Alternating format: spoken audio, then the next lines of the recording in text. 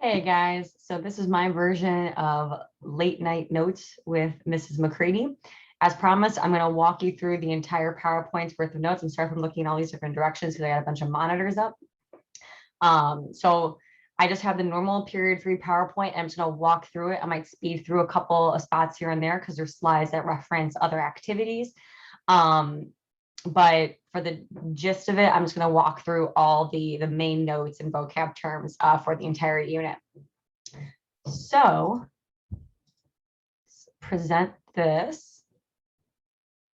All right, so we're in period 3, which is like 1754, basically beginning of French and Indian War. So we like have the 13 colonies like all set up after period 2, all the way to the election of 1800 with Thomas Jefferson. So it goes through the road of the revolution, and then like the early growing pains of the first couple presidencies. Okay, so this whole first section was about the French and Indian War. So we said that, conflicts with natives have been happening, all throughout period 1 and period 2. That's nothing new. And so we just recapped a couple of the native experiences with natives that we've had to this point with even though the southern areas tend to be more conflict ridden, the New England definitely had their share of conflict. So that's why I wanted to highlight the New England Confederation, which was an alliance to protect them from natives, as well as King Philip's War, which was a very monumentous war between New England and Native American tribes, where I wanted to note why this was important, just because of two things. One, it definitely ruins a lot of our relationship with other Native tribes, but it does strengthen one, which is the Iroquois. And why that is important is because the Iroquois are our one ally tribe during the French and Indian War, and they will be our allied tribe for a long part of history. So that's why I wanted to highlight this war right now, and why the AP framework also highlights it. But as you can see from this map, New Spain, so Spanish colonies, French colonies, and British colonies are all kind of slowly encroaching on each other and competing for land in North America. This new world is full of resources. And again, because of mercantilism, the way that you can measure an empire's strength and wealth, is also by the strength of its colonies and the profitability of its colonies. And so that's why they're kind of playing this is a chess match, within a larger issue. So the French and Indian War is also referenced as the 7 Years' War because it spans 7 years, go figure. It's between France and Great Britain over global supremacy. So like I said, this is kind of like a proxy war. It's a smaller war with bigger symbolism. It's if they can, not back down from each other and win this small amount of land in the New World, it has like this larger symbolism to them about who is the dominant superpower of the world. And so France and Great Britain have both already started to congregate and set up troops and or military forts and trading outposts in this backcountry area called the Ohio River Valley, a very fertile piece of land. And both France and England are going to pour money and military into their colonies in order to fight each other. So the Algonquian tribe, which is kind of located up here in like the Great Lakes region, where France is mainly based, with a lot of trading posts, align with France, and the Iroquois align with Great Britain. But we said that it was very difficult for the colonies to coordinate because they have not really had a shared experience up until this point. The only shared experience that they've ever had, aside from the fact they all came from Great Britain, but that's not really unifying, was the Great Awakening. That's the only thing that was a common shared experience amongst all the colonies. But even then, I would argue that's not very unifying. Just because you watch the same television show as someone in Texas, does that make you feel more connected to them? Maybe it gives you something to talk about, but like not very much. So I would make put a little asterisk next to the Great Awakening. But when they were asked to come together, that was Great Britain's doing, them kind of calling the colonial reps to come together, saying like, y'all need to get yourself, in order, because you guys can't coordinate your military or your fighting plans. And so ironically, Great Britain is the one that brought them all together and created kind of a early version of the Continental Congress. So this Albany Conference is kind of the prelude to those meetings that will happen on the road to the revolution. And the Albany Plan of the Union was Ben Franklin's proposal for creating a more, not just temporary, but like more permanent intercolonial government that had like the central government that had this ability to recruit troops and tax all the colonies in an effort to solve common problems. But at this point, the colonies are not ready for it. They do not feel connected to each other or unified in any way, so it's rejected. So I think this is important to know because we know that the colonies do eventually form a continental congress. So you have to look at, well, what's the context? Like what was different in the world that made them more likely to unify then than now? So that's something to think about that we'll talk about later. So ultimately, the final parts of the war where British victories in French Canada, like we sacked Quebec, and it ends with the Treaty of Paris 1763. And that's a pivotal year because a lot of things happened in 1763. So yes, the treaty is mainly land-based, that you guys can see on this map, the before and after. We get all the land up into the Mississippi River because France is basically kicked out of North America. And so we got a fair amount of land. And because Great Britain is supposed to be removed from North America, or sorry, France is supposed to be removed from North America, we are, the dominant superpower, not just in the New World, but in the Old World too. Great Britain is now the supreme country in Europe. But however, there are some other effects, some more significant and others a little bit less significant. A smaller one, I would say, is the fact that when Great Britain had to send their soldiers over here, they didn't mix very well with the British soldiers. The British soldiers looked down on the colonists, and the colonists thought the British, military were snooty and demanding, and they just didn't mesh well together. And so it created this animosity and this early questioning of, are we really from like the same country? Like, I don't really feel like I identify with you. And so it created this early distancing and questioning about their identity. This, like, do the American colonies really feel like, man, maybe we created a unique American identity, like what you guys talked about in period 2.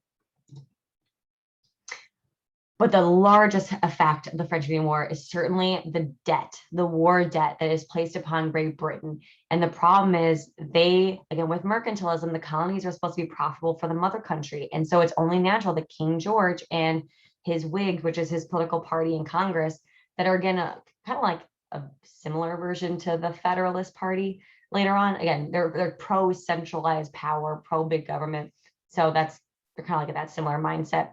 They believe the colony should bear the cost of maintaining maintaining the empire and covering this war debt. So how they're going to do that is those navigation acts, those restrictive trade measures that they're very lax on and kind of turned a blind eye to before, because so far, Great Britain's been not the helicopter parent. They've been really laid back and just said, as long as you're doing well and you're making money, like, all power to you, it's fine. But no more of that. In order to squeeze all the money they can out of the colonies, they have to be strictly enforcing those navigation acts, which means an abrupt end to salutary neglect, to that lax relationship with their colonies. And furthermore, like, it only is compounded with Pontiac's Rebellion, this all-out full-scale native attack to attack many of the British colonies in the eastern seaboard. And because Great Britain does not have the time, energy, or money to deal with this after the French Indian War, they just signed the Royal Proclamation of 1763. So it's all in that same year, right? Almost immediately after the war is done. They signed this proclamation that says that all of that land that they had just won, all the land the colonists were so happy to get after 7 years of hard work, they were told they can't touch it because it's native territory. So as you can see, the proclamation line of 1763 is pretty much the original boundary line of the original 13 colonies. So you guys did like a little Road to Revolution exploration for a few days. I've got a couple of different highlights of different Enlightenment philosophers. The biggest one we're going to talk about is John Locke. He's the only one named up in the College Board curriculum. So we spent a little bit more time with him in period 2. His views on natural or inalienable rights, even though his was life, liberty, and property. We changed it obviously to life, liberty, and the pursuit of happiness. But he also really firmly believes in Rousseau, this idea of the social contract, which means that the government serves to exist the people, not the other way around. And because the people have the power, they should be able to overthrow an oppressive government and shape it to how they see fit. So one other uh, like effect of the French Indian War was this idea of nationalism, coming together, unity. So we use that term nationalism a lot in our course.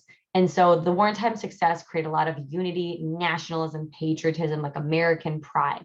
And it's because of all of the growth we experienced. As a wartime necessity, intercolonial trade grew, infrastructure grew, communication grew, like systems were put into place. And so the context of this new unity and like all these new systems in place, would the revolution have happened or be as successful um, without the context of it being after the French and Indian War? Probably not, because they did not have these systems in place before that. So context matters. These factors that laid the foundation and helped make the revolution easier matter. John Peter Zenger's trial was also in the background. All it is the precedent for the right to challenge the government. It's the precedent for freedom of the press and for the Bill of Rights. But again, it just shows, it's an early example of how the colonies are unique to European countries. They are unique from Great Britain because they are seemingly allowing people to criticize the government, which is really unheard of in Europe with all the monarchs. So then we get into the road to the revolution. And so I highlighted, some of these in that separate activity that you guys did. I mentioned the Sugar Act in that activity. It was just because it was the first duty, the first tax that was put on the colonies as a means of tightening the navigation acts. The Quartering Act, where they had to house soldiers during the French and Indian War, but it's just continued because at the same time, after the French and Indian War, the military didn't leave. Unfortunately, they were asked to remain to oversee the colonists and make sure they're following the Navigation Act. So when you think of how crappy that is, that they had to house the soldiers that are trying to be like big brother over their shoulder and like looking to make sure they're following the rules, and that makes it even worse. But the Stamp Act was the biggest turning point, the biggest thing that upset the colonists early on. And that's because the Stamp Act that required the use of a stamp, like a tax stamp on paper, which is felt by a lot of colonists because a lot of businesses will use this. So it's a very direct, like a very hard thing to get around, like you have to buy it. But it's the first direct tax, meaning that it's not just felt by businesses, it's felt by the colonists. I use the example in class about how when you use a debit card, or if I go, pay for, or not debit card, but when I go for to pay something at Walgreens, the sales tax that's right there, that's a direct tax. I can see it. I'm the one paying for it. Versus on the back end, when Walgreens had to, ship my Diet Coke there, they also had to pay a tax there. Inevitably, I know that for people who are econ people, you would be like, well, yeah, but then Walgreens raises the price of your Coke to help offset that tax. I know that. But the colonists don't really realize that. It's kind of out of sight, out of mind. When you see the direct tax, like sales tax, that's like the soda, the sin tax that was passed a few years ago in Illinois. People get a lot more upset about that. So it prompted James Otis's no taxation without representation. I mean, representation in Parliament. Because remember, they have taxation by their local and state governments. That's not new, and they don't object to that because they elected those representatives and their elected legislators. It's because they don't have representation in Parliament is the key difference. So Sam Adams is one of the main, him and Patrick Henry, some like the biggest big names for the Sons and Daughters of Liberty, which is that vigilante group that runs around trying to intimidate tax collectors. They're mostly educated, like more businessmen, northern men, the people who are upset about being cracked down by the Navigation Acts. They organize petitions, the economic sanctions. And when I mean that, or when I mean the economic sanctions, a sanction is like a punishment. So an economic sanction that the colonists do is like a boycott. And they officially congregate for the first time as colonies in the Stamp Act Congress, which shows a clear like juxtaposition to the Albany Plan, where they had to be forced to come together by Great Britain telling them to. And they were like trying to keep distant. The Stamp Act Congress was their initiative. They took ownership of this meeting and met to affirm their beliefs and just kind of and start to coordinate their efforts and reaffirm like no taxation without representation. We're all on the same page. Good. So because of all the boycotts, Great Britain is forced to repeal the Stamp Act. But however, in their same breath, in the same breath where they repeal the Stamp Act, they pass the Declaratory Act, which says that Great Britain has supremacy over the colonies in all cases. So it was kind of like the closing of the loophole where the colonists, if they ever rebelled in the future, Great Britain can just point to this and be like, but it's in writing, like we can do whatever we want. You don't have to have representation. But then they also passed the Townshend Acts not too long after that, which is a slew of taxes on, again, another like prominent goods like lead, gas, paint, and tea. The writs of assistance are also passed around this time. The writs of assistance means just the British government has the ability to ransack homes and businesses to make sure they're following the Navigation Acts and there's no smuggling happening. So this is the prelude for the Fourth Amendment about searches and seizures. The Boston Massacre is like kind of like the next stepping stone. It's not an effect of any of these like necessarily. It's there was heightened tension because of the all the taxes, and the Sons and Daughters of Liberty are upset about the tax collectors and the British soldiers that are guarding the tax collector houses. So they go over and they start to throw rocks at them, whatever however the story goes, differing firsthand accounts. But regardless, we know that it ends with Great Britain soldiers open firing on colonists and wounding and killing several of them. And so this is up in the corner. This is Paul Revere's, actually, he painted this, his famous painting that was printed in color in all the colonies to be used as very vivid, symbolic propaganda to associate the red blood with the red coats. And the Committees of Correspondence is just the name that we give to that kind of circulation of intercolonial mail for like propaganda and news. So the Boston Tea Party is in response to the fact that Great Britain does repeal all the Townshend Acts minus the small tax on tea. It's such a minuscule tax. However, even the fact that it's just like the smallest little difference, the colonists, on a matter of principle alone, refuse to still pay it. Like they're not going to give up on that belief of no taxation without representation, no matter what. So this is the crackdown. In response to the Boston Tea Party, Great Britain is like, we have to make an example out of Boston, and Massachusetts has to be punished. And so this is the first punitive measure, and kind of one of the only punitive measures that's passed amongst all the legislation that has been happening on the road to the revolution. And so a few examples, of closing the Boston Harbor, cutting off their trade. They could no longer have their local assembly meet. So like their local government, their state government is shut down. All things to really cripple their economy and politics, take away their autonomy and any kind of self-independent or self-rule or independence that they've had so far. Or I should say self-sufficiency, because the word independence we know is kind of reserved for the idea of breaking away. So the Continental Congress, like I said, I don't really care about if you guys distinguish between the First and Second Continental Congress, because it just refers to the first and second times that they are meeting. So the Continental Congress is now we have more delegates from more of the colonies meeting. And like I said, like Georgia and some delegates like from other southern states were a lot more hesitant to come. And that is because the southern colonies are more loyal. There's been more loyalists in that area to Great Britain, maybe because they're more recent immigrants. They are more economically tied to Great Britain, like they receive financial support, whatever it is. But I highlighted the Declaration of Rights and Grievances. It's not a huge vocab term, but the reason I pointed it out to you guys was because it is the best evidence that historians like to point to show that independence was not necessarily in the colonists' mind at the time. So be wary of that, because the College Board loves to trick you with questions like that by saying, that there were people talking about revolution or independence up to this point, maybe a couple radical people, but this shows that the Continental Congress was very much for reconciling with Great Britain, and that this could work, this relationship could work as long as they had taxation with representation. So this shows that they are not full-scale rebellion or declaring independence yet. However, that changes once an actual battle does occur. So because of the crackdown of the Coercive Acts or the Intolerable Acts, and just further ruckus that's happening in Massachusetts, the crown decides that it's time to seize Massachusetts, put them under martial law, and make an example out of them.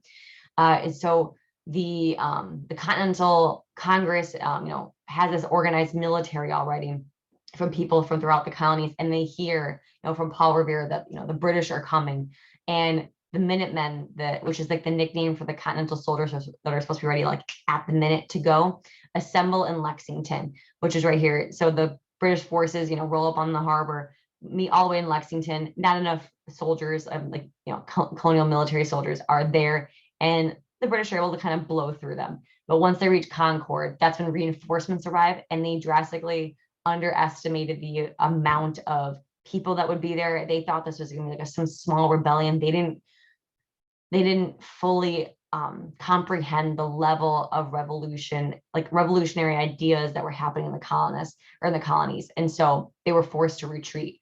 But because of this show of force from both sides, it's a hard move to kind of step back from now that there has been an actual fight. So there was two pieces of literature that you'll have to know from the Revolution. These are both name dropped in the College Board curriculum, so you will need to know both of these. Thomas Paine's Common Sense pamphlet. So you read a little bit about it in class with me in an excerpt in one of the HIP activities. So I recommend that you get familiar with it. It's also in the AMSCO book. In this section of the book, it might be like towards the end of the chapter, but I would get more familiar with this, at least the main idea of it. But he argues that it's only common sense for colonists to want to rebel against an oppressive government. He says it's honestly ridiculous that that these colonies are being bullied by someone on the other side of the world. And he said it's silly that that country that is dictating the colonies is like the same size as all the colonies at this point. Like the landmass is like the colonies are almost starting to get bigger at this point than Great Britain. And he's saying like we're profitable on our own, it's just kind of silly. And again, there's dripping with Enlightenment ideas of like no taxation without representation, inalienable rights, the fact that the colonists just don't have any kind of voice or any kind of anything entitled to them. He's just saying is ridiculous. But the effect that it had on the colonies, it really resonated with people, and people who were like in the middle of like, could we reconcile with Great Britain, or do we need drastic measures? It pushed a lot of people towards drastic measures, or that it validated this question of like, should we go farther? Should we rebel? Into like, yes, we should. We have the right to. And then Thomas Jefferson writing this Declaration of Independence just kind of put this like a nice bow on everything. The formal breaking away, the formal declaration of the end of our revolution, us saying we recognize ourselves as an independent authority on July 4th, 1776.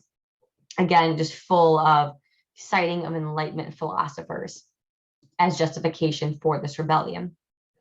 So on the onset, we don't get into a bunch of battles for the revolution, but we do go over the advantages and disadvantages of both sides. I gave you guys a worksheet that was linked on Canvas that went into way more detail than this does, but just to highlight a couple of things.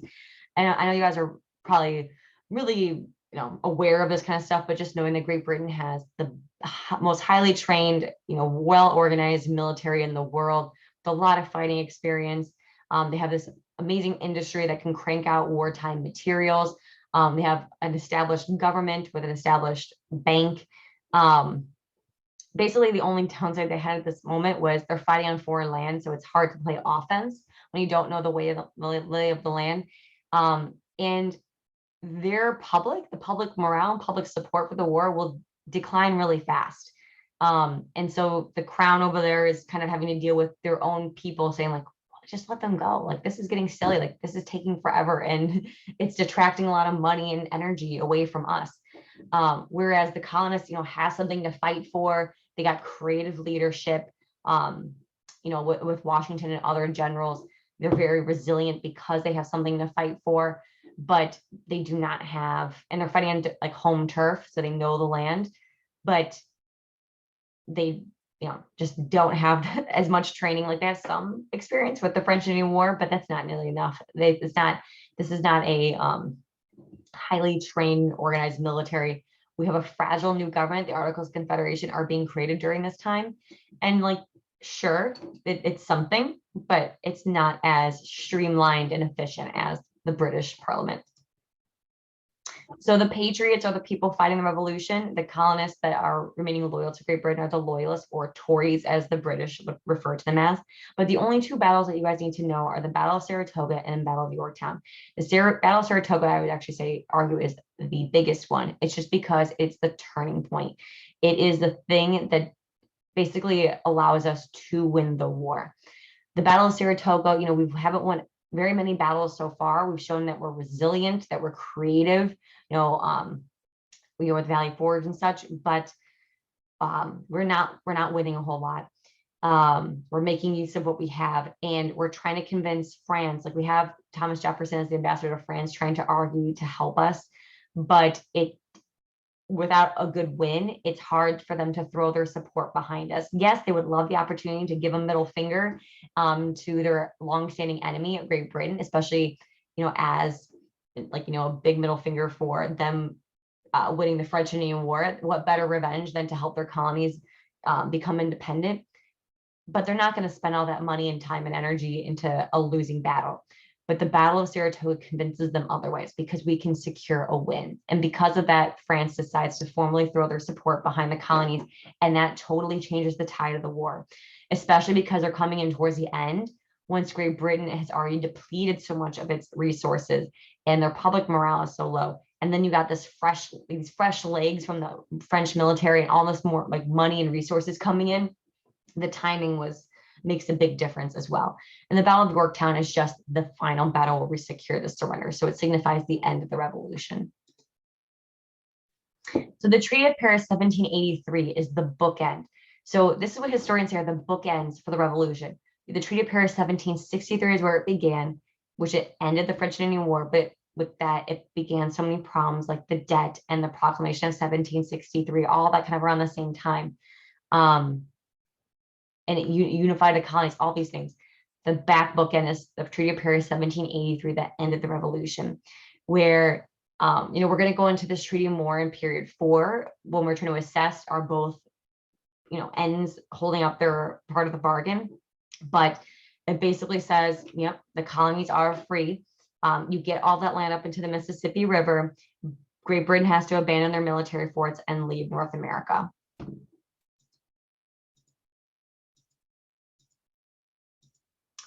So you guys did the turning point activity, identifying some of the biggest events on the road of revolution and during the revolution, and how they changed the tide for the course of the war in some way.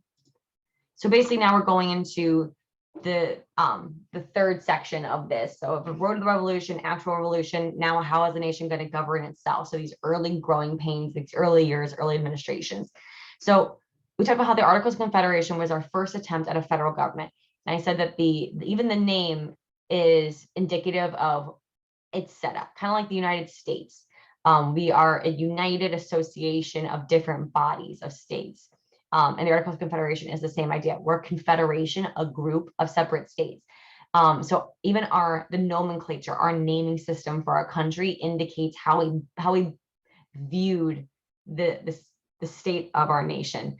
The idea that we are a loose association of states. We are unified, but they are independent from each other.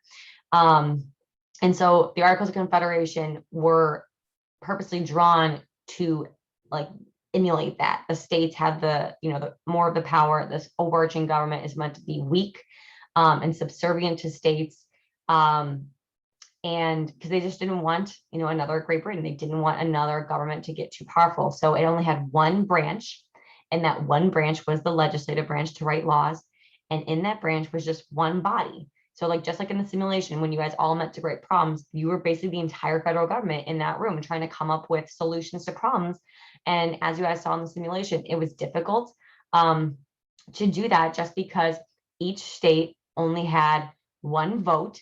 So every state was equal, but it required 9 out of 13 votes to pass a law and 13 out of 13 a unanimous vote to amend the Constitution or amend the Articles of Confederation to change it, which was almost impossible because you're never going to get a unanimous vote because one state is always going to be benefiting from the thing that you're trying to change or outlaw. So it is ratified in 1781, but it is worth noting that all the other states do have their own independent governments at this time. And ironically, they are set up to more of the system that we're going to go to, the three branches with a constitution, with a Bill of Rights. They they still have some, non-liberal things like property qualifications for voting, but they are mostly secular. Like there is a division between church and state. So ironically, the state governments are way more progressive and organized than what the federal government is. But again, that was intentional. So again, you guys did the activity where you had to try to um, solve problems under the stipulations of the Articles of Confederation. But as you guys realize, like despite the fact that you guys being able to declare war, you can't draft soldiers into a federal army. You can sign treaties, you can't enforce the states to follow it. Other than that, there's really not a whole lot of pros. There's a lot of weaknesses. They have no power to control intercolonial disputes or trade. There's no national currency. They can't collect taxes, so they can't pay back their war debt. And every individual state has their own set of problems, and they just can't do anything about it to help them. So I said there were like 3 W's, like 3 wins that we have to give the Articles of Confederation and 3 losses. So one of the W's for the Articles of Confederation is winning the war. Like we have to give them that. It's basically the Continental Congress that just kind of slowly morphs into the Articles of Confederation. And under them, we do win the revolution. They were able to, draft the Declaration of Independence, create a continental army with like the Minutemen, fought the British, so they organized that the military, and they successfully were able to negotiate the Treaty of Paris 1783. Huge win. The other 2 wins are more just about dealing with that land, all that western land up to the Mississippi River that we have. So the Land Ordinance of 1785, you do need to know the year for that one because there are several land ordinances, even though that's the only one that's being dropped in our curriculum in our AMSCO book. It's just the system of plotting and dividing the land out west. They started up here in like the Northwest region, which is the Great Lakes region at the time. So they started up there where they could create these plots and sell them off. Like the government was able to sell them off and make money. So it's kind of a win-win because they were making money. It was encouraging westward growth and encouraging people to like get that land started and up and running and part of the economy for like farming. Businesses like railroads will eventually like buy a lot of this up as well. So it was a win-win for everyone. And then the Northwest Ordinance of 1787. You can just write Northwest Ordinance. You do not need to write the year because this is the only one. But the Northwest Ordinance was, okay, well, now that a lot of people are moving out there, these are going to become more formalized states. So we need to create a path for statehood because these are the first states that are being introduced as a part of this new country rather than colonies created by Great Britain. So what does a state need to have in order to be admitted into the Union? So that this was the path that they outlined for it. And so I said that the only caveat, the thing that's worth noting is that slavery was not allowed in any of your state constitutions. And we'll again talk about why that was. It was a constitutional compromise. And then L is for the articles. So we said that, financially they can't pay back their war debt. They can't regulate trade, all that kind of stuff. We don't have good credit, meaning that we don't have good credibility to pay back our loans. So other countries are less likely to trade with us, loan us money. Other countries, mainly Great Britain, are not following the Treaty of Paris 1783, and other countries also seem to be, not treating us with the same amount of respect. So we can't really, we don't have the teeth right now to force them to do anything to take us seriously. And then we have issues like Shays Rebellion, which would seem to be the final straw. It encouraged a lot of the other colonies to come back together to amend the articles because based on this rebellion of farmers, in Massachusetts, because they were being put in debtor's prison because they couldn't pay these high state taxes. Massachusetts is so in debt after revolution. They took on the brunt of the fighting and their government is like, we need money. We need money or else we're going to die. And so at the expense of these farmers, they did these heavy taxes and farmers overran the courthouse out of protest. And because there was no national government or military that was really strong enough to subdue them, they kind of ran amok. And it was a sign to the rest of the country saying, something needs to change because we can't have these blatant attacks against authority. We can't just let these kind of situations happen. So then I said, you don't really know the Annapolis Convention, but the Constitutional Convention, is like 6 years after the articles are created. And again, they were just there to amend the articles. It wasn't called the Constitutional Convention until afterwards, in retrospect, because they left with the Constitution when they did not originally intend to. So almost all, you don't need to know that Rhode Island, I wasn't there, but they all come to amend these articles. It's important that we all recognize the demographics of the people in that room, the fact that they're all young, educated. When I say politically inclined, that means that they already have positions of authority in their home states, wealthy white males. And James Madison from Virginia is considered the father of the Constitution just because he wrote it down. So there were 6 key issues or compromises that had to be made in terms of ratifying the Constitution. So we're going to walk through the 6 right now. So I said there were 2 proposed plans at the convention that you guys had to look over, as your state, versus the Virginia plan and the New Jersey plan. Virginia plan seemed to favor, because number of representatives based on population, favors bigger states, ones with larger population. Whereas the New Jersey plan favors small states. It's very similar just to keeping the Articles of Confederation, because those small states like the fact that every state got equal voice. Otherwise, under the Virginia plan, they wouldn't. They'd be drowned out. So the first compromise was the balance of power. How do we make sure that no person or group or part of the government gets too powerful? And that's how we get the 3 different branches with separate responsibilities. So the separation of power, we have the legislative that writes the laws, executive that enforces laws, and the judicial branch that interprets the laws. And then they each have the power to check each other and keep each other, from power grabbing. The second one was representation. So between the Virginia plan that favored large states and the New Jersey plan that favored small states, you smack those together, that's how we get Congress. So the Great Compromise is basically the setup of the legislative branch in particular. So we created a bicameral, meaning 2 House legislator with the House of Reps that's based on population size, 0 representations based on population size, and the Senate where everyone's equal with 2 senators. So it was literally just a mirroring of the 2 plans. And the issue of slavery, because Southern states in particular liked the Virginia plan, because if it was based on population and if they could get their slaves to count in terms of population, then they could artificially inflate their numbers and get more representation in Congress. And that's where they see, at this time, everyone sees Congress as like the place to be, the big powerhouse. That's why it's Article 1 of the Constitution. It was the first thing that was written, because they believe that that's the most important branch of the government. And so Southern states obviously want slaves to be counted as part of the population, and Northern states do not, because they think that's an unfair advantage to the Southern states. So the 3/5 compromise was the balance between these issues, where slaves can count as 3/5 of a person when determining the total population of a state. They also get the fugitive slave law passed. This will become a much bigger issue when we get towards the Civil War.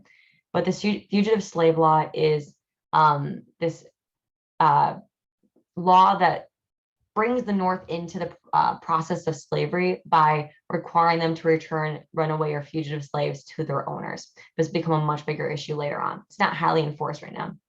But the trade-off, the things that benefit the Northern states are the fact that the Northwest Territory has to remain slave-free, and Congress will be able to end the slave trade in 20 years. So basically they were given a 20-year grace period where they can still import slaves. And then after that, Congress is allowed to block the slave trade for Southern states.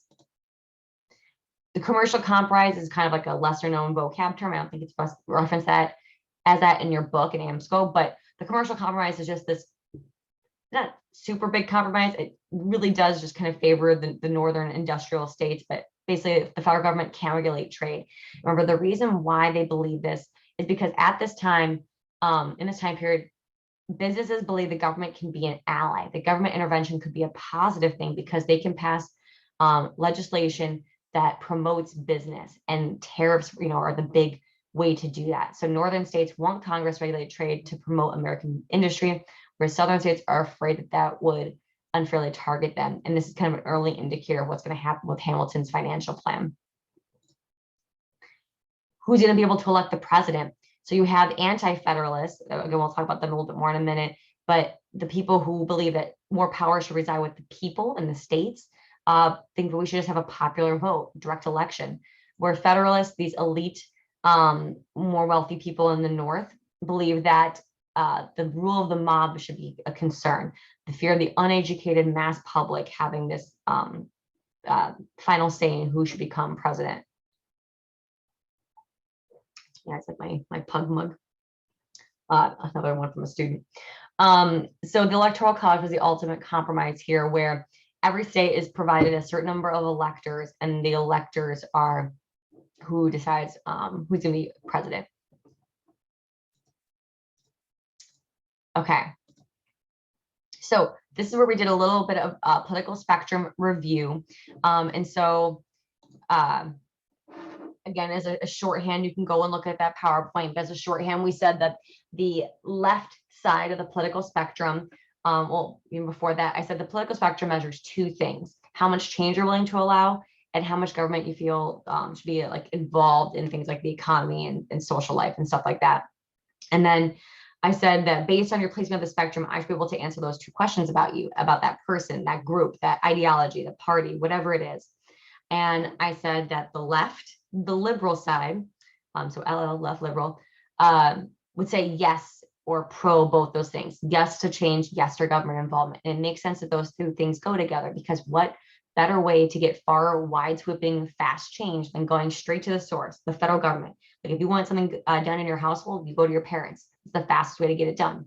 Whereas anti-federalists believe, whereas, you know, the right wing, the conservative side are like less likely to support the federal government, because they see as like, they see that the more power the federal government has, the less you personally have. And again, that makes sense. When you look at, you know, the power dynamic in your household, the more things that your parents control, like your curfew or who you can hang out with, all that stuff, less, you know, say that you have. So both sides have very valid, you know, reasons for like their viewpoint, but that translates, that left and right translates into the first two political parties, where the Federalists on the left and the Anti-Federalists are on the right. So the Federalists are kind of like the modern day Democrats, and the Anti-Federalists are like the modern day Republicans. So the Federalists are in favor of the Constitution because it likes that big, strong central government, because they see this as a necessary way to preserve and unify the new country. So Alexander Hamilton is going to be the big, you know, figurehead for this. And again, it's just not just because that these people live in the North that they like this, it's because of their regional economy. I can trace the foundations of the political party all the way back to the climate and geography of the New England and Chesapeake colonies. And we'll do that when we get to later units. But because the climate and geography of the North led its way to industry, that shapes how they believe, you know, politics should run, because they, you know, are pro federal government because they believe that the government can help their businesses. And so it just so happens that because of their regional economy, and it tends to be very regional, and like meaning the North tends to be very industrialist.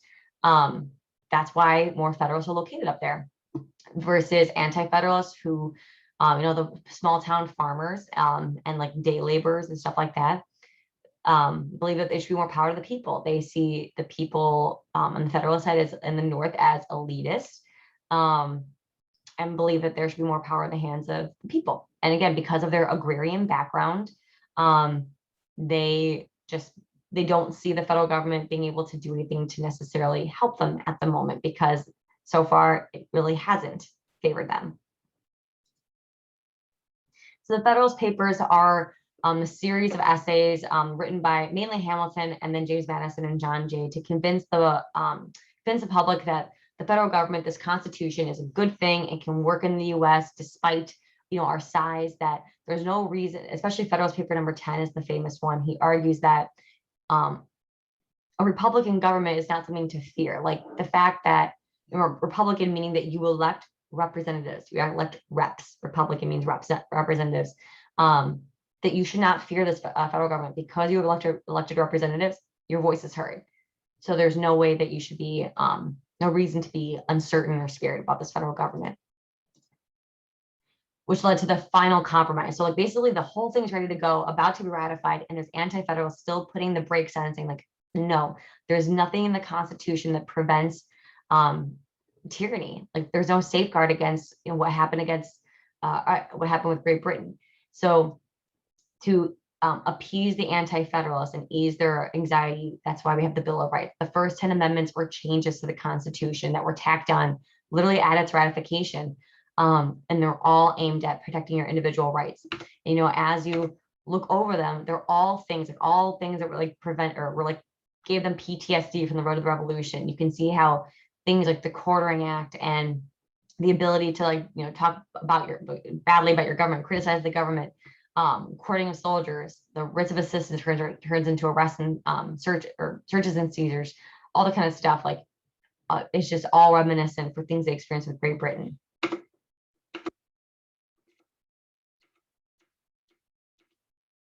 Okay, you guys also looked at how revolutionary was the American Revolution. We looked at five different main topics. And so it does spread more Enlightenment ideas, more revolutionary, more liberal, progressive ideas that all men are created equal. However, and that does spark a lot of revolutions in other countries, which is great. Other kind of more Enlightenment things that happened was the abolishment of aristocratic titles. There's no more hereditary aristocracy left in the colonies or anything like that. No more nobility. There's a definite separation between church and state in all state governments at this point. But because of also these revolutionary ideas, it starts to make people question the institution of slavery. So this is mainly in the North. The Southerners are not going to question slavery because they benefit from it. But in the North, with the Federalists, the ones who were way more grasping of the Enlightenment to begin with, start to criticize slavery as inconsistent with the ideas of the Revolution that all men are created equal.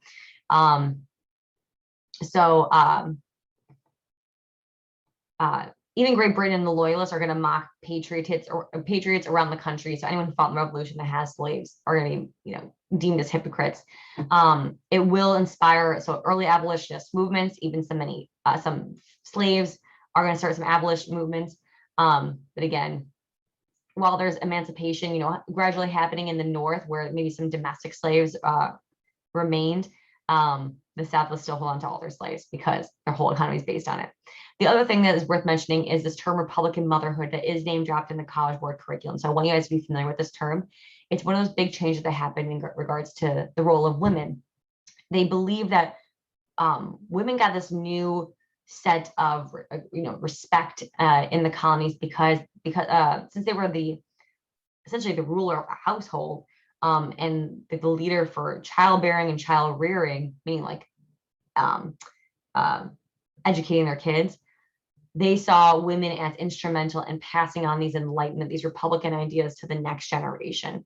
And so Republican motherhood is just this idea that women should be treated with respect and should kind of have actually some amount of education in order to pass down these ideas. Okay, so like I said, with this emergence of the two-party system of the Federalists and Anti-Federalists, the Anti-Federalists will here furthermore be known as Democratic Republicans, and they changed their formal title to reflect their beliefs. Democratic Republican, as like a illusion, like I said, illusion with an A, means reference to democracy and Republican, both forms of government that put power in the hand of the people, not this like strong central government. So they changed their name to emphasize their values. And so the last things we talked about in class was showing the development of these two parties further under George Washington, as well as analyzing a lot of the precedents that he's going to set as the first president of the United States. So we looked at his early cabinet. We're seeing a lot of Federalists. We only have three departments set up in the beginning because that's all they deemed necessary. So that says a lot about what we think about this time period is, what they deemed as important. That says a lot about them at this time period. In terms of domestic things under Washington, Hamilton's financial plan, his program to get the country out of debt, was this huge point of contention that further divided these early political parties, the Federalists and the Democratic Republicans, because Hamilton, he's as the Secretary of Treasury, so the person, like the money person for the government, him as a federalist, obviously he's going to have a biased interpretation of what the future of the country should be and what is in his power to do and what his ultimate decision is going to be. So him as a federalist in the North associated with industry, he believes that industry is the future of the country and we need to build that up to build up the country, and his plan is going to reflect that. So his three-part plan kind of builds off of each other. The first part is the assumption of state debt. So he believed that it should be the role of the federal government to suck up all the debt from all the individual states, and then he would pay it off. So it's a win-win because it frees up all the states from their individual debt. So it allows them to go off and do great things with not having that burden on their back anymore. And then it's a win for the federal government because if they can pay that off, then it establishes good credit, good credibility that we can pay back our loans from other countries, and that we are a good trade ally. So it could be a win-win for both. Now, the problem is the states that are more likely to be in debt post-revolution are going to be the northern states.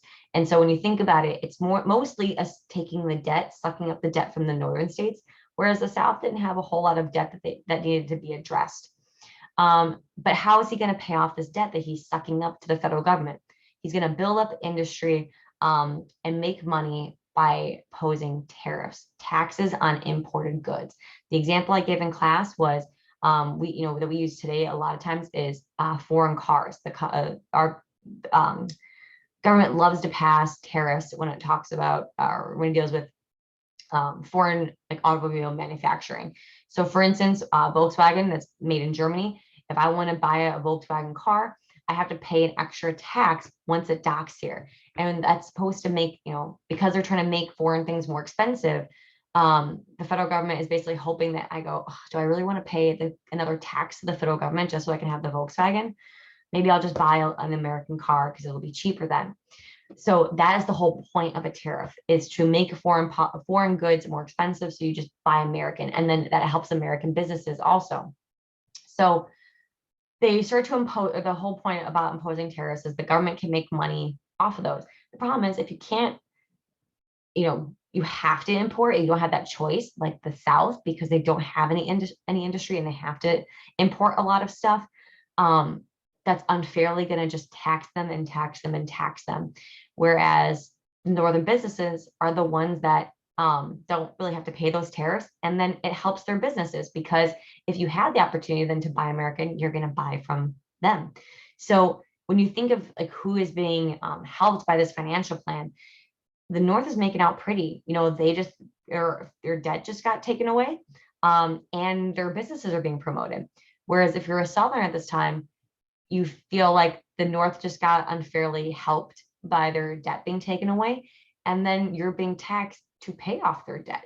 That's like if you had to pay your allowance back to help your sibling pay for their car. It just, to them, it just didn't make sense, which also is further exacerbated by the third and final part of the plan, which is the creation of a national bank and a national currency. So Hamilton believes that this bank is, needed to create centralized currency. It'll help with the U.S. credit issue, and it'll unify the country and stabilize our economy. But this is obviously a very controversial thing that is passed. And it's because Hamilton had to take some loose interpretation of the Constitution in order to get this passed. So it starts this age-old debate that we even talk about today in civics and AP Gov. A loose interpretation of the Constitution means that you see the Constitution as flexible. It's up for debate. And that's a very federalist viewpoint, because a very kind of leftist on the political spectrum viewpoint, because if the Constitution, if you can debate the language, you can try to imply more powers with it, and stretch it to fit your needs, and you can try to gain more power out of it. And so this, when the bank is being proposed, Hamilton cites this ultimate loophole that was built into the Constitution in the 10th Amendment, where it has this pet name as the Elastic Clause. There's a byline in it that is referred to as the Elastic Clause, where it says Congress can write all laws that they think are necessary and proper to carry out its enumerated powers, meaning the things that it actually says they can explicitly do. So basically, they're saying if it's implied and I think it's necessary and proper, like I can do it. The problem with that is that it's such a vague statement. Who gets to deem what's necessary and proper? Well, that's Congress. So there's really no one to check what's necessary and proper, especially at this time, because the judicial branch does not have judicial review to check federal laws. So it's this ultimate loophole to be built into the Constitution. And Hamilton's arguing the bank is a necessary institution. Whereas Democratic Republicans, or people on the right side of the spectrum, believe in a strict interpretation of the Constitution. You know, they've already compromised so far, given it so much power that they don't want people to take another inch of power. It is rigid. It is not up for debate. If it's not in there, you can't do it. So under Washington, there was one other domestic thing that was worth noting, which was the Whiskey Rebellion. And I wanted you guys to compare and contrast that with Shays' Rebellion, the other farmer rebellion that happened under the Articles of Confederation. They're both farmer rebellions, both kind of in the New England area, both dealing with taxation. The difference here is the Massachusetts was in response to, a state tax that was too high. Farmers were being put in prison. Now, the difference here is this is a federal tax on whiskey. So this is the federal government. And so it was a more challenge to that higher authority. So it's important to note. And it's also important to note the difference in government response. Shays' Rebellion, there wasn't a whole lot of response because no one could really do anything about it. The Whiskey Rebellion, you have a sitting president leading 15,000 federal troops down to subdue this rebellion. And that was a huge show of force. And to many Democratic Republicans, and to even people who were kind of in the middle of the spectrum, it made them go more right, more conservative, because they saw this as a gross overuse of force. It was scary to them, and it made them start questioning, did we give the federal government possibly too much power? And so it makes the Democratic Republicans even more likely to be vocal and how they feel as like the defenders of the people. Kind of like how Thomas Jefferson kind of sees himself in the Hamilton musical. And then the foreign policy issues under Washington. So the French Revolution breaks out in France, partially because we inspired it. And the two parties in the US have differing opinions on what we should do. Whereas, France, Thomas Jefferson believes that we should help the French people because they're for the same, fighting for the same things we did, fighting against oppressive government and believing in Enlightenment ideals. Whereas the Federalists say that, we should kind of stay out of the revolution because we're not strong enough. Where would we draw the line if we got involved here? Yes, we owe them still, but I just don't think we're strong enough. However, in France's moment of weakness with their own, internal civil war, Great Britain declares war on France, and their longstanding rival. And so Great Britain and France are both trying to coerce the US into choosing sides, or at least to not choose the other side. And so it's up to Washington, the first, foreign issue that we've had as a new nation, and what are we going to do? So again, that's clip in class that couldn't be played. To summarize it, yes, Washington does declare neutrality. The Proclamation of Neutrality, you don't need to know the year because this is the only one, but the Proclamation of Neutrality says that we refuse to engage with either side. We're just going to continue to have good trade relationships with both, but not partake in either of the fighting. We're not going to get into this political mess.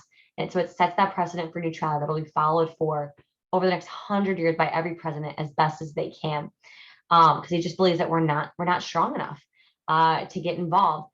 But it also sets another precedent. In that video that couldn't play, but I kind of explained during class, neutrality is kind of like a declaration of not going to war. But who has the power to declare war is Congress. And so at this time, people were starting to kind of raise eyebrows of, does Washington have the power to declare neutrality? Because isn't that in the same vein as Congress's power to declare war? But he's not challenged on this. And so because it's allowed just to continue and no one really did anything, it set this precedent that the president will dictate foreign policy, that they will decide what country are we going to be, tough on? Which country are we going to be allies with? Um, and Congress will kind of follow suit with the president's overarching foreign policy vision for when they take their oath of office. However, like other instances like the Genet Affair and Jay's Treaty just are more examples of France and Great Britain not respecting our neutrality, not taking us seriously as a new country. So at the end of this unit, we went into Washington's farewell address, where his advice to the nation, his view for what this country could become. He warned against political parties and the need to remain isolationist, meaning neutral in foreign affairs, and avoid sectionalism. He saw this early division between North and South, kind of based on regional economies and political parties already. But the reason why he's stepping down after 2 terms is, as you guys saw in the Hamilton musical for the song One Last Time, he believes that he needs to also set the precedent, even though he doesn't say this in his speech. So this isn't within his farewell address, but it's kind of a larger symbolism of him stepping down. He wants to set this precedent for the 2-term tradition, for a rotation in office, for a peaceful exchange and transfer of power. Because he says, if I were to continue having this power for so long and I died, the country could potentially collapse. Like, people need to learn how to move on and get a new leader. He doesn't want us to turn into Great Britain. He doesn't want any person or party or anyone getting too powerful. So he wants to set that tradition and get the people comfortable with that. So John Adams, his Federalist VP becomes the next president. And there are only 3 instances or 3 events that we care about under Adams. So again, just to reiterate that Thomas Jefferson, the Democratic Republican, is the runner-up, becomes his vice president. And Great Britain and France are still at war, still fighting, and we are still declaring our neutrality. He's going to follow that precedent. However, possibly because Washington has stepped down and other countries see this as a potential moment of weakness, that France takes this opportunity to try to seize more power or establish more control over the United States with this XYZ affair, where we thought we were sending ambassadors to negotiate peace with France for them to respect our neutrality. And in response, we were actually met with 3 cloaked figures that only named themselves Mr. X, Mr. Y, and Mr. Z, and demanded a bribe from France or from the United States, and said that we should cut off all ties with Great Britain. And this laughable kind of instance gets blasted all over the US newspapers as the XYZ affair. And it only emboldens Federalists saying, yeah, France can't be trusted. We should be supporting Great Britain. And it's worth noting that John Adams, the president, as a Federalist, already has that same viewpoint, that kind of anti-French viewpoint, maybe a little favoring Great Britain viewpoint. And so we're kind of trying to ice out France with our foreign policy. And so in response, he passes the Alien and Sedition Acts, which it's a utilization of that necessary and proper piece. Again, like I said in class, that loophole is going to be used several times throughout the course of our entire history, and it's usually during a time of war, when things are deemed necessary and proper, because it's hard to argue, when you're saying that this is a necessary and proper thing for the security of the nation. And that's what John Adams argues here. He pressures Congress to pass the Alien Acts, which is a series of laws that make it more difficult for an immigrant to become a citizen and to live here peacefully. And it was 100% targeted at French immigrants because of the XYZ affair. He was afraid that the French had spies here or possible infiltrators, and were trying to violate our neutrality. The problem is the Democratic Republicans clearly understand that this is a violation of the Bill of Rights. And as they start to criticize the government, he follows this up with the Sedition Act, which is a legislation that makes it illegal to criticize the federal government, completely going against the First Amendment. So Democratic Republicans see this as a gross overuse of federal power. But right now, it's important to realize, as we go into this 3rd and final event, that judicial review has not been established yet. That idea that the Supreme Court has the ability to check federal laws and deem them unconstitutional has not been set yet. That precedent has not been set. So this is the epitome of this. It's like the first example of this push and pull, this power struggle between states and federal government. So Thomas Jefferson, and again, that's so crazy that the vice president, the current vice president of the nation, is writing these. And James Madison, the father of the Constitution. So it's the two craziest figures to be writing these resolutions. So these two Democratic Republicans from these two Southern states write this document that reaffirms that the government was created to serve the states, not the other way around. But it's all kind of harking back to Enlightenment ideas. That's idea of social contract. And they said because the states are supreme in theory, they should be able to nullify, meaning ignore any federal law that they deem as unconstitutional, like the Alien and Sedition Acts. So it's worth noting the Kentucky and Virginia resolutions don't go far. They don't really nullify it. They attempt to, but with the Sedition Act, like this doesn't get far. The Alien and Sedition Acts will go on for a while. The Kentucky and Virginia resolutions aren't super successful, but it's worth noting because it's the first example of this long conflict of states versus federal government rights and who has more power and who has the authority to do what. But it also sets the precedent for nullification. This argument will come up a few times throughout the first semester, where each time it's going to gain a little bit more of a following and a little bit more and a little bit more, all the way until we get up into the Civil War, where the South is going to use the Indian nullification to eventually break away from the North. So that's why this is so important, because the first time that this idea is being brought up and being used as justification to like check the federal government's authority when it's something that they think is unconstitutional or that they don't like.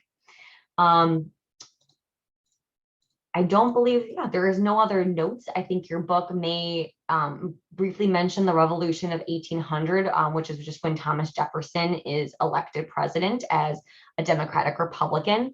So clearly there might be some now people in the country that are afraid of the things that were passed under John Adams as a Federalist, and they maybe it forced some people to go again even more Democratic Republican, kind of like the Whiskey Rebellion did. The Alien and Sedition Acts actually maybe encouraged more people to do that. That's one of the reasons why Thomas Jefferson is elected, because of that swing in out of fear of the federal government, out of those big power moves that they did. But the Revolution of 1800, as it mentions in your book, is just a symbolic. Why they use the term revolution is because it's the first peaceful transfer of power from one political party to the other.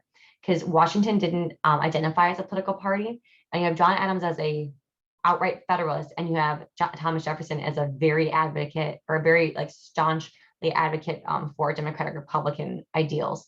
And so this was the first time that one party is now going to be out of power, and now it's the new party coming in, and people were worried, well, does the Constitution kind of support this power change? Not just in terms of like Washington and John Adams, that was already something that they were worried about, but now between two parties, and like then how are they going to also write laws and change the direction of the nation based on their own personal viewpoints?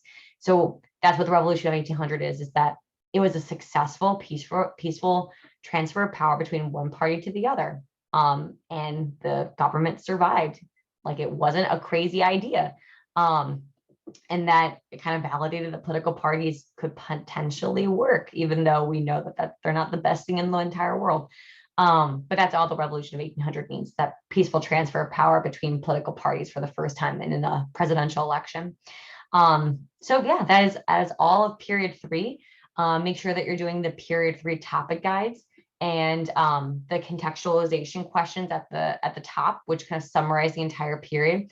And then at the last few questions of the entire period topic guide are, how the College Board picks out one of the 3 skills: continuity, change over time, compare, contrast, or cause and effect, which one they think is really prevalent in this time period, and they ask a few questions on that. So I think for period 3, they're causation questions. So you want to make sure that you do those, because they're looking at those ones at the end, like those contextualization ones that are always in the beginning, and then whatever those essential skill ones are at the end, are really gearing towards like the big takeaways of the entire unit. So you want to make sure you're pretty comfortable with those. Feel free to reach out to me if you have any questions about anything in this unit, but I hope that this kind of quick overview of me running through all the notes again, and you can go back and rewatch any part of this video if you have any questions. I hope you guys find it very helpful to go back and look at this throughout the year, and I hope I can do this for all future units as well. Have a great night.